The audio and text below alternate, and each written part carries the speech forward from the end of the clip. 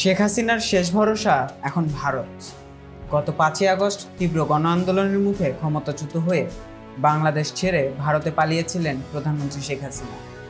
বিভিন্ন গণমাধ্যমের খবর অনুযায়ী যুক্তরাজ্য, কানাডা এবং যুক্তরাষ্ট্রের আশ্রয়ের চেষ্টা ব্যর্থ হওয়ায় তার জন্য এখন ভারতের আশ্রয়ই একমাত্র ভরসা হয়ে দাঁড়িয়েছে। তবে শেখ হাসিনার ছেলে সজীব ওয়াজেদ জয় জানিয়ে দিয়েছেন, তার মায়ের আপাতত ভারত ত্যাগের কোনো ইচ্ছা নেই। হাসিনার এই পদক্ষেপের পেছনে ভারতের ভূমিকা নিয়ে উদ্বেগ বাড়ছে। এশিয়া টাইমস 27শে আগস্ট একটি প্রতিবেদনে জানায়, হাসিনা যদি পুনরায় ক্ষমতায় আসেন তাহলে বাংলাদেশে ভারতের রাজনৈতিক প্রভাব আরও বিস্তৃত হতে পারে। প্রতিবেদনটিতে উল্লেখ করা হয়েছে, ভারতের শাসক দল বিজেপি এবং তার হিন্দুত্ববাদী সমর্থকদের সঙ্গে হাসিনার সম্পর্ক গভীর এবং দীর্ঘদিন ধরে ভারত তার পৃষ্ঠপোষকতা করে আসছে। 2014 সালের নির্বাচন বিএনপি বর্জনের পরও হাসিনা ক্ষমতায় আসেন। তখনও ভারতের কৌশলগত সমর্থন তাকে শক্তিশালী করে।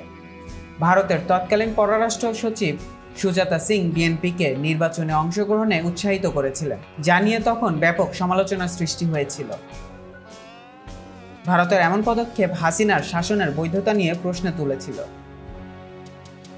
2018 সালের বিতর্কিত নির্বাচনে হাসিনার আওয়ামী লীগ আবারও জয়লাভ করে, যা অনেকের মতে ছিল নির্লজ্জ ভোট কারচুপি। ভারত তখনও হাসিনাকে সমর্থন জানিয়ে তার শাসনকে আন্তর্জাতিক পর্যায়ে শক্তিশালী করে।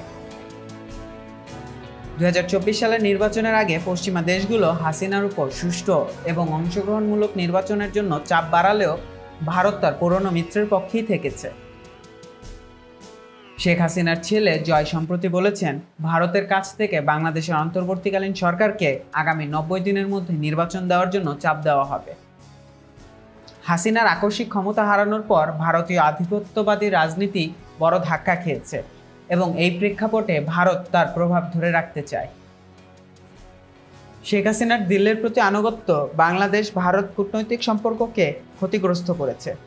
তবে ভারতে এমন কিছু কণ্ঠস্বরও আছে যারা বাংলাদেশের জনগণের প্রতি সংহতি প্রকাশ করেছে এবং আরও ভারসাম্যপূর্ণ কূটনৈতিক সম্পর্কের আহ্বান জানিয়েছে।